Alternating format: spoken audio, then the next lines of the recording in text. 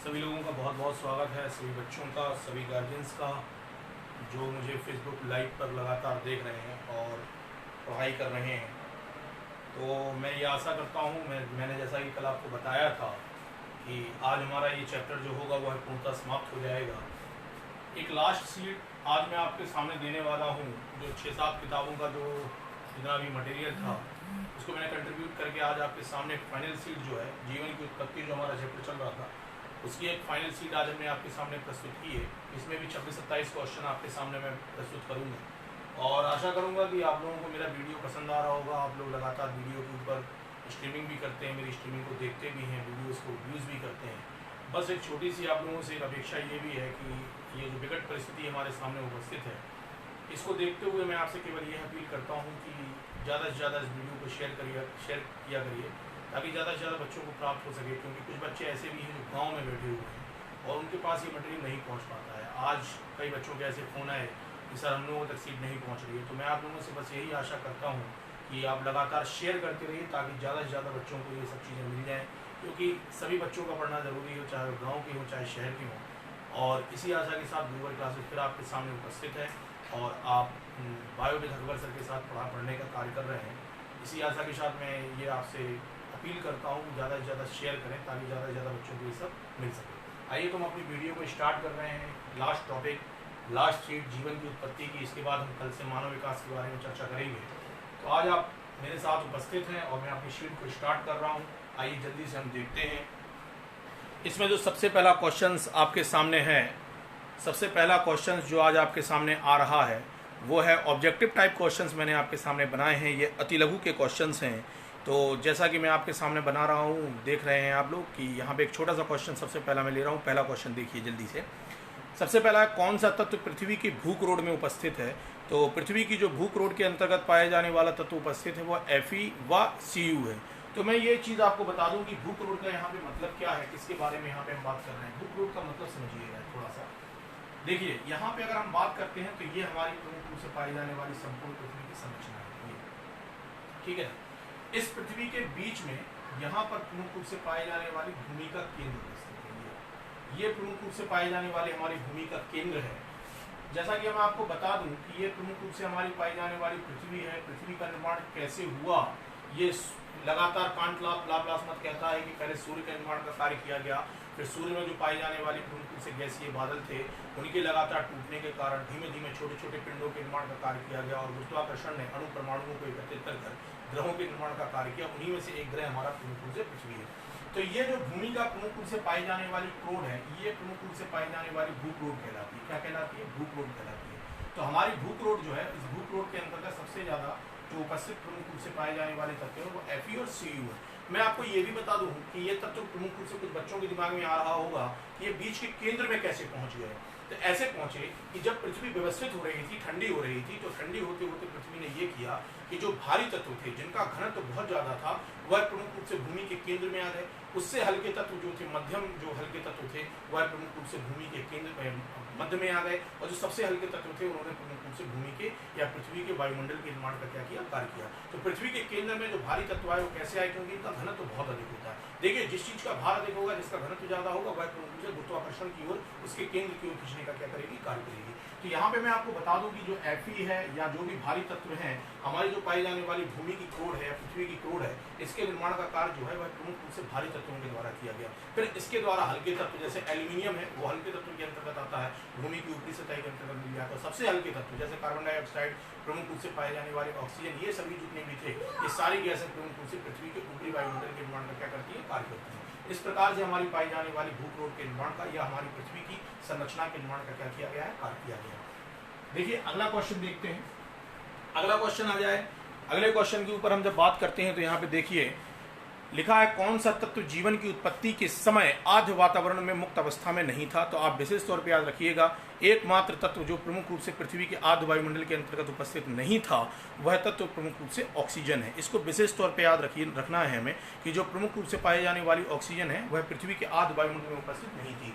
तो मैं बताता चलूँ कि क्यों नहीं थी, इसके बारे में हम जब बात करते हैं तो देखिए क्यों नहीं थी।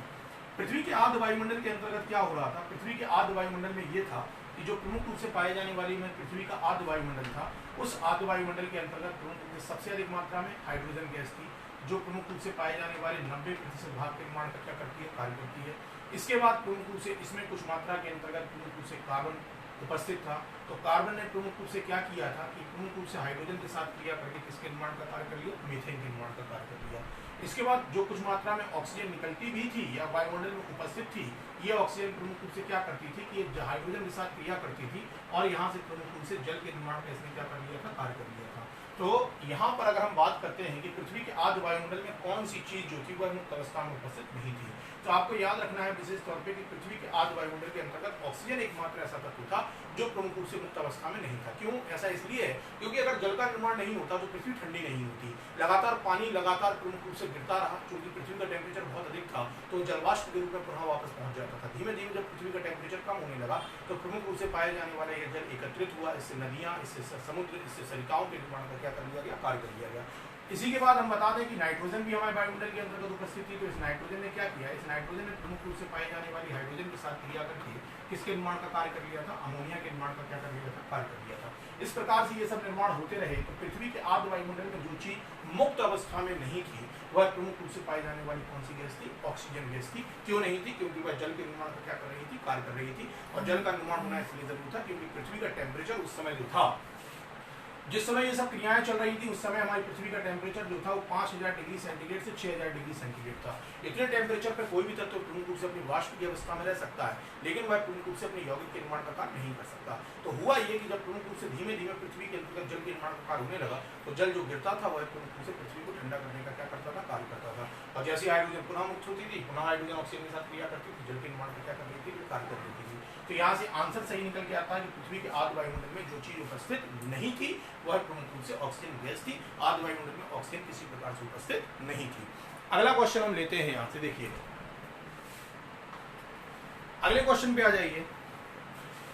तीसरा क्वेश्चन है, आदि पृथ्वी पर उपस्थित कौन सा परमाणु सबसे अधिक क्रियाशील था। तो मैं आपको बता दूं कि आदि पृथ्वी थी, मतलब आर्द्र वायुमंडल जो हमारा था, उस आर्द्र वायुमंडल के अंतर्गत सबसे अधिक मात्रा में जो क्रियाशील तत्व था वो हाइड्रोजन था। जैसा कि भी आपने देखा, मैंने आपको बताया था कि यहाँ पर प्रमुख रूप से होता ये था कि आपने देखा यहाँ पे कि हाइड्रोजन जो था वो 90% मात्रा में था, सबसे अधिक मात्रा में उपस्थित थी। कार्बन के साथ क्रिया किया, मीथेन बना लिया, ऑक्सीजन के साथ क्रिया किया, जल बना लिया, नाइट्रोजन के साथ क्रिया किया, अमोनिया के निर्माण का इसने क्या कर लिया, कार्य कर लिया। तो जितनी भी मात्रा में, सबसे अधिक मात्रा में अगर कोई गैस उपस्थित थी तो वो हाइड्रोजन थी, लेकिन हाइड्रोजन भी विभिन्न प्रकार के यौगिकों के निर्माण का क्या कर रही थी, कार्य कर रही थी। इसलिए कह दिया जाता है कि पृथ्वी का आर्द्र वायुमंडल जो था वो अपचायक था, ऑक्सीकारक प्रकृति का नहीं था।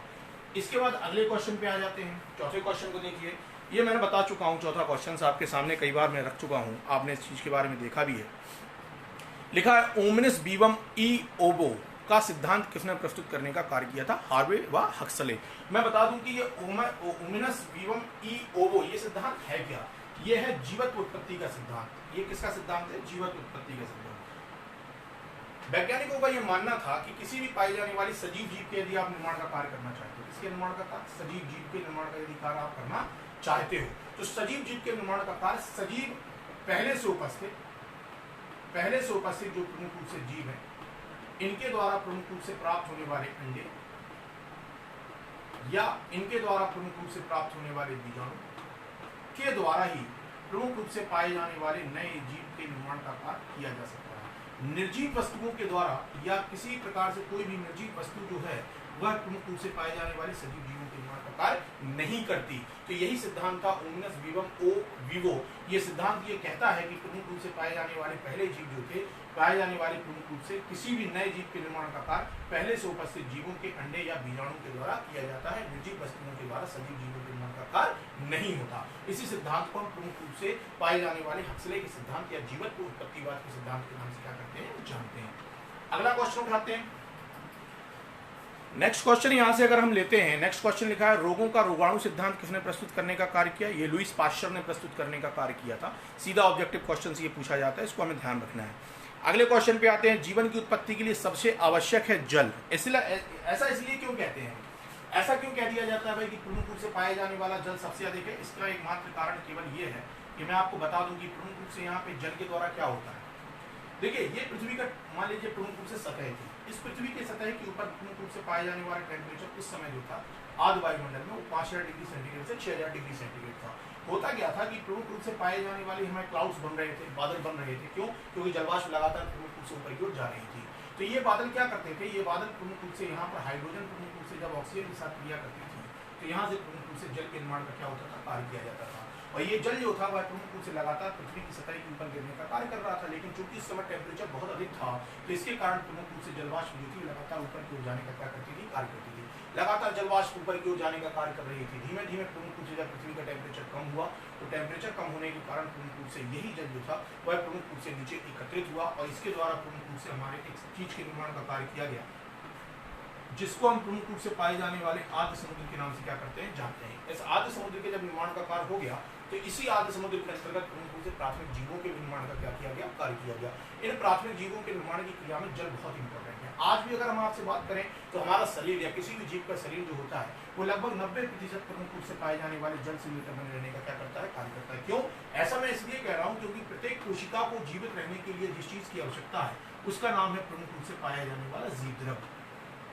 जीवद्रव जो होता है, जीवद्रव के लगभग पाए जाने वाले 90% भाग के निर्माण का कार्य होता है वह प्रमुख रूप से पाए जाने वाले जल के द्वारा किया जाता है। तो हमारे शरीर का निर्माण है, किसी भी जीव के निर्माण का कार्य जिसके द्वारा किया जाता है वह प्रमुख रूप से पाए जाने वाला मुख्य क्या होता है, जल होता है। चंद्रमा पर जीवन नहीं है, अन्य ग्रहों पर जीवन नहीं है। क्यों नहीं है? क्योंकि वहां पर जल उपस्थित नहीं है। सीधी सी बात है, अगर कोई पूछे कि चंद्रमा पर भी भाई जीवन क्यों नहीं है, जबकि पृथ्वी से ही चंद्रमा के निर्माण का कार्य किया गया। एक बहुत बड़ा मीटरॉइड प्रमुख रूप से पृथ्वी से आकर टकराया, पुनः पृथ्वी प्रमुख रूप से ब्लास्ट हुई, छोटे छोटे टुकड़े जो थे वह प्रमुख रूप से चंद्रमा के निर्माण का क्या कर लिया, कार्य कर दिया। लेकिन उस समय तक प्रमुख रूप से पृथ्वी पर जल नहीं था, तो चंद्रमा पे जल नहीं पहुंच पाया, जिसके कारण प्रमुख रूप से उस पर जीवन उपस्थित नहीं है। पृथ्वी पर जल है, इसलिए प्रमुख रूप से पाए जाने वाला जीवन यहाँ पर क्या है, उपस्थित है। अगला क्वेश्चन उठाता हूं, जल्दी से देखते हैं। कल इस टॉपिक के बारे में हम बात कर रहे थे, मिलर के प्रयोग में हाइड्रोजन अमोनिया मीथेन का अनुपात कितना था। तो याद रखना है कि यहाँ पे मिलर के प्रयोग में हाइड्रोजन अमोनिया मीथेन का जो अनुपात था वो 2:1:2 था। इसको विशेष तौर पे याद रखना है, इंपॉर्टेंट क्वेश्चन है, ध्यान रखिएगा। 8वें क्वेश्चन पे आते हैं, मिलर ने अपने प्रयोग में किस धातु के इलेक्ट्रोड को प्रयोग में लाने का कार्य किया था। तो मैंने कल आपको बता दिया था, मिलर ने प्रमुख रूप से 2 इलेक्ट्रोडों को उपयोग में लाने का कार्य किया था जो टंगस्टन नामक प्रमुख रूप से पाए जाने वाली धातु से मिलकर बन जाने का क्या करते हैं, कार्य करते हैं। 9वां क्वेश्चन उठाता हूँ, जीवन की उत्पत्ति का प्रथम संकेत था। ये भी क्वेश्चन बहुत इंपॉर्टेंट है, मैं इसकी एक्सप्लेनेशन आपके सामने प्रस्तुत करता हूँ। देखिए यहाँ पे अगर हम बात करते हैं छोटी सी चीज, क्या हुआ तृतीय चरण के अंतर्गत आपने देखा था कि प्रमुख रूप से पाए जाने वाले जब न्यूक्लिक अम्ल बन गया था, क्या बन गया था, न्यूक्लिक।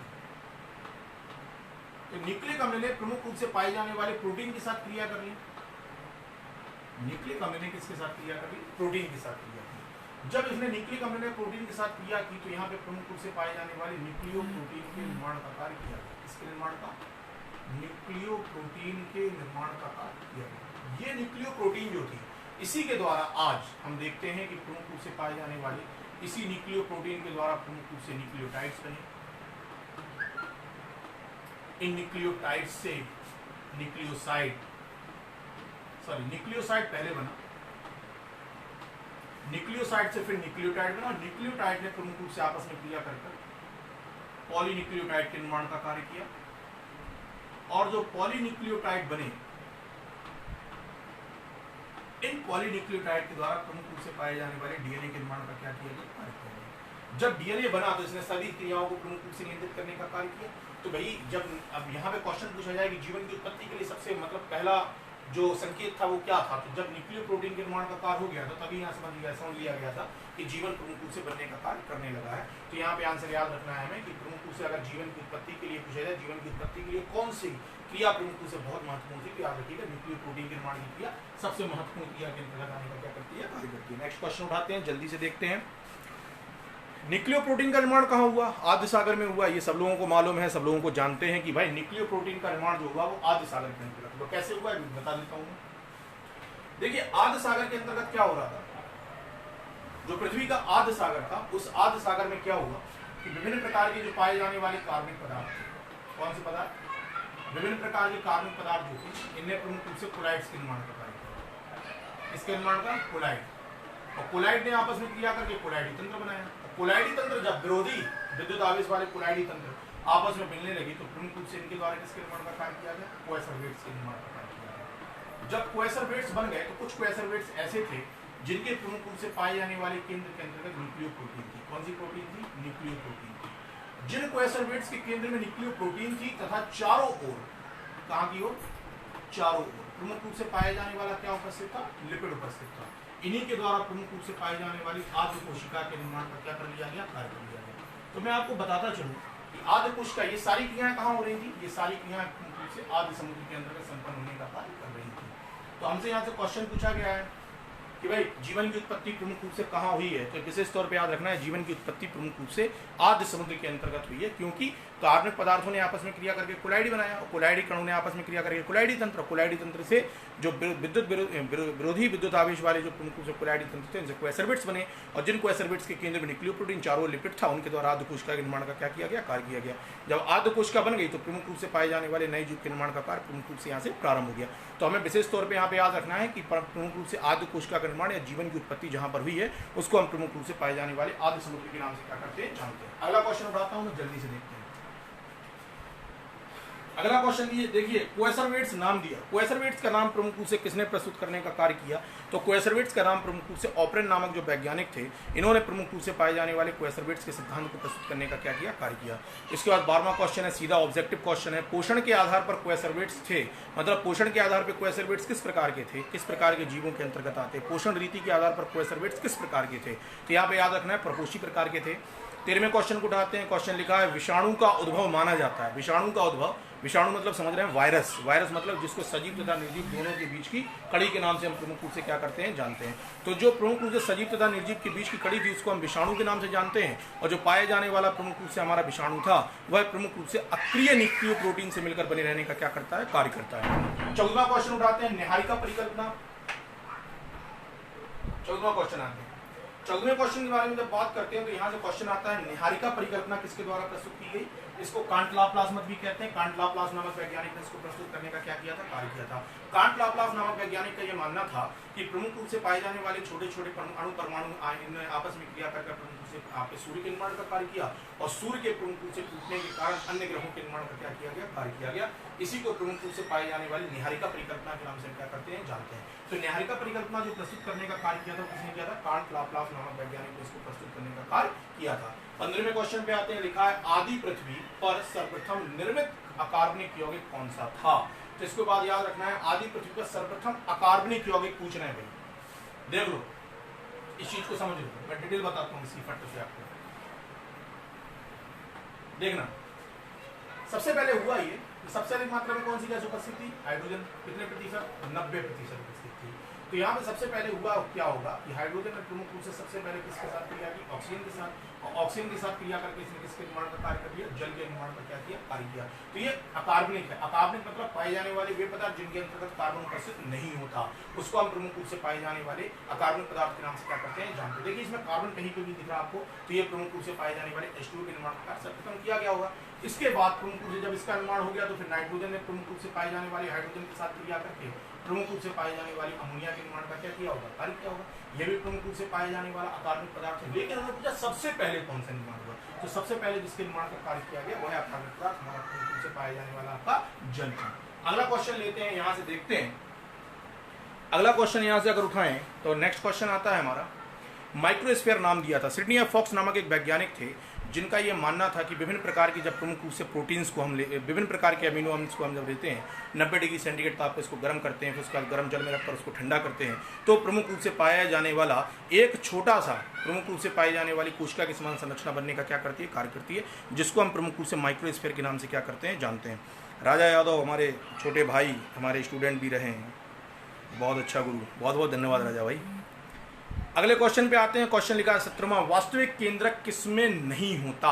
विशेष तौर पे याद रखिएगा, जीवाणु के अंतर्गत वास्तविक केंद्रक नहीं पाया जाता। वास्तविक केंद्रक जीवाणु में नहीं पाया जाता, तो फिर केंद्रक, उसको केंद्रक क्यों कह रहे हैं इसके बारे में बात करते हैं। देखिए समझिए इस चीज को। होता क्या है कि जीवाणु की संरचना इस प्रकार की होती है। ये हमारा प्रमुख रूप से पाया जाने वाला जीवाणु हो गया, इसमें ये प्रमुख रूप से फ्लैगेला हो गए जिनको हम कसाविका के नाम से जानते हैं। जीवाणु में पाया जाने वाला प्रमुख रूप से जो डीएनए होता है ना, जीवाणु में पाया जाने वाला डीएनए, यह प्रमुख रूप से पाई जाने वाली केंद्रक जैसी संरचना के निर्माण में क्या करता है? कार्य करता है। इसी केंद्रक को हम प्रमुख रूप से पाए जाने वाली वास्तविक केंद्रक के नाम से क्या करते हैं जानते हैं। विशेष तौर पे हमें इस चीज को याद रखना है, याद रखना जीवाणु के अंतर्गत जो पाया जाने वाला डीएनए होता है, जीवाणु में पाया जाने वाला डीएनए जो होता है वह प्रमुख रूप से केंद्रक के समान संरचना के निर्माण का कार्य करता है, जिसको हम वास्तविक केंद्रक के नाम से क्या करते हैं जानते हैं। तो याद रखना है हमें प्रमुख रूप से पाया जाने वाला वास्तविक केंद्रक किसमें नहीं पाया जाता, यानी वास्तविक केंद्रक किसमें उपस्थित नहीं होता, तो वास्तविक केंद्रक प्रमुख रूप से पाए जाने वाले जीवाणु के अंतर्गत उपस्थित नहीं होता। क्योंकि वास्तविक केंद्रक होता कैसा है एग्जैक्टली अगर हम बात करते हैं, देखिए तो केंद्रक इस प्रकार का होता है।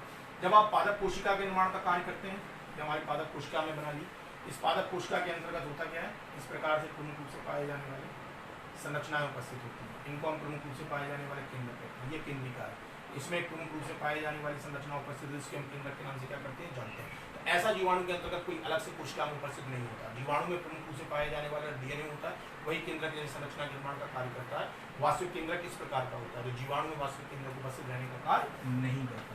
अगला क्वेश्चन है फट से देखो, जल्दी से देखते हैं। अगला क्वेश्चन आइए, चंद्रमा पर जीवन नहीं है क्यों? मैंने अभी बताया ना आपको, जल का अभाव था। तो जहाँ पर प्रमुख रूप से जल उपस्थित नहीं है वहाँ पर प्रमुख रूप से किसी भी प्रकार का पाया जाने वाला जीवन उपस्थित नहीं होता। 19वें क्वेश्चन पे आते हैं, लिखा है लगभग कितने अरब वर्ष पूर्व जीवन की उत्पत्ति हुई थी? तो 3.5 अरब वर्ष पूर्व प्रमुख रूप से पाए जाने वाले जीवन की उत्पत्ति के बारे में माना जाता है। इसके बाद बिग बैंग संभवतः कितने वर्ष पूर्व हुआ था? तो 10⁻13 वर्ष पूर्व हुआ था। बिग बैंग का मतलब मैं आपको बता दूं, बिग का मतलब होता है बड़ा, बैंग का मतलब होता है विस्फोट। एक बहुत बड़ा विस्फोट हुआ, हाइड्रोजन के कण थे वह प्रमुख रूप से वायुमंडल के अंतर्गत घूम रहे थे, ब्रह्मांड के अंतर्गत, अचानक उनमें विस्फोट हुआ। करोड़ों प्रमुख रूप से पाई जाने वाली ऊर्जा जो थी, करोड़ों डिग्री सेंटीग्रेड की ऊर्जा प्रमुख रूप से पूरे ब्रह्मांड के अंतर्गत फैल गई, जिससे एक छोटा सा कण था पूरे ब्रह्मांड के अंतर्गत फैल गया। इसी को हम प्रमुख रूप से पाई जाने वाली जिस परिकल्पना के नाम से जानते हैं उसको बिग बैंग परिकल्पना के नाम से क्या करते हैं जानते हैं। अगला क्वेश्चन देखते हैं, 21वां क्वेश्चन, जीवित जीवाश्म किसे माना जाता है? बहुत इंपॉर्टेंट क्वेश्चन है, टेक्निकल क्वेश्चन है, बहुत इंपॉर्टेंट क्वेश्चन, याद रखना है इसको, ये ऑब्जेक्टिव का बहुत इंपॉर्टेंट क्वेश्चन है। क्वेश्चन पूछा जाए जीवित जीवाश्म किससे माना जाता है? तो स्पिनोडॉन नामक एक जीव होता है, उसको हम जीवित जीवाश्म के नाम से क्या करते हैं जानते हैं। एक्चुअली में ये प्रमुख रूप से एक मछली होती है, जिसको हम अस्थिल मछली के नाम से भी क्या करते हैं जानते हैं। तो इसके विशेष तौर पर याद रखना है, जीवित जीवाश्म किसको माना जाता है? स्पिनोडॉन नामक प्रमुख रूप से एक मछली होती है। इसके बाद आ जाइए 22वां क्वेश्चन है, जीवन की उत्पत्ति के समय निम्न में से कौन स्वतंत्र अवस्था में नहीं था? रिपीटेड क्वेश्चन है, ऑक्सीजन बताया मैंने। 23वें क्वेश्चन पे आए, अपने प्रयोग में स्टैनली मिलर ने क्या संश्लेषित किया था? ये बहुत इंपॉर्टेंट क्वेश्चन है, नया क्वेश्चन है, मैं भी इस क्वेश्चन का बहुत ज़्यादा इससे अचंभित था। ये क्वेश्चन मैंने भी नहीं सोचा था कि इस प्रकार का क्वेश्चन कहीं पूछा जा सकता है। क्वेश्चन है, अपने प्रयोग में स्टैनली मिलर ने क्या संश्लेषित किया? एमिनो अम्ल को। देखिए क्या हुआ, स्टैनली मिलर नामक वैज्ञानिक ने जब मीथेन को, अमोनिया को और हाइड्रोजन को 2:1:2 में लेकर जब उसको गर्म किया, तो प्रमुख रूप से लगभग 7 दिन या 8 दिन के बाद में प्रयोग करने के बाद देखा कि प्रमुख रूप से नली के अंतर्गत एक लाल रंग के पदार्थ की क्या होती है, प्राप्ति होती है। इसी लाल रंग के पदार्थ का जब इन्हें अध्ययन किया तो इन्हें प्राप्त हुआ कि इस पदार्थ के अंतर्गत ग्लाइसिन, एलिनिन, एस्पार्टिक अम्ल प्रमुख रूप से क्या था, उपस्थित था। और इन्होंने मान लिया कि इसी पदार्थ के द्वारा प्रमुख रूप से जीवन की उत्पत्ति हुई है। तो भैया ग्लाइसिन क्या है? ग्लाइसिन प्रमुख रूप से पाया जाने वाला एक एमिनो अम्ल है। एलिनिन क्या है? एक एमिनो अम्ल है। एस्पार्टिक अम्ल क्या है? एमिनो अम्ल है। तो इस एमिनो अम्ल ने प्रमुख रूप से किसके निर्माण का कार्य किया होगा? प्रोटीन, सीधी सी बात। और प्रोटीन से प्रमुख रूप से पाए जाने वाले एंजाइम बने, एंजाइम के द्वारा प्रमुख रूप से विभिन्न प्रकार की जैविक क्रियाएं जो थी उन्होंने संपन्न होने का क्या किया, कार्य किया। तो विशेष तौर पे याद रखिएगा, अपने प्रयोग में स्टैनली मिलर ने क्या संश्लेषित किया था? एमिनो अम्ल को। कौन कौन से एमिनो अम्ल पूछ लिए जाए तो ग्लाइसिन, एलिनिन और पाए जाने वाला एस्पार्टिक अम्ल। 24वां क्वेश्चन देखते हैं, जल्दी से देखते हैं, लास्ट क्वेश्न है, स्टैनली मिलर के प्रयोग में जलवाष्प का ताप कितना था? ये बहुत इंपॉर्टेंट क्वेश्चन है, ये भी ऑब्जेक्टिव का बहुत इंपॉर्टेंट क्वेश्चन है, नया क्वेश्चन है। याद रखना, स्टैनली मिलर के प्रयोग में जलवाष्प का जो ताप था वो कितने डिग्री सेंटीग्रेड था? 800 डिग्री सेंटीग्रेड था। तो यहाँ पे इस प्रकार से हमारे वीडियो जो था वह हमने आपके सामने प्रस्तुत किया। आई होप, मुझे आशा है आप लोगों से कि आप मेरे वीडियो को लाइक करेंगे, शेयर करेंगे, ज़्यादा से ज़्यादा शेयर करिए, क्योंकि गाँव के बच्चों तक भी पहुँचना बहुत ज़रूरी है। इस आपदा की परिस्थिति में कोई नहीं पढ़ पा रहा, इसलिए मैं आपसे अपील करता हूँ, गूगल क्लासेस आपसे अपील करती हूँ, ज़्यादा से ज़्यादा इस वीडियो को शेयर करें, ताकि उन बच्चों को भी प्राप्त हो सके जो बेचारे बच्चे कहीं वंचित हैं, जिनको पढ़ना है, इच्छा रखते हैं लेकिन नहीं पहुँच पा रहा है। तो इसी आशा के साथ मैं कल फिर आपसे रात में 9 बजे मिलूंगा। कुछ टॉपिक्स इसी चैप्टर के कुछ 3-4 टॉपिक में और आपके सामने प्रस्तुत करूंगा। इसी आभार के साथ बहुत बहुत धन्यवाद, बहुत बहुत आभार।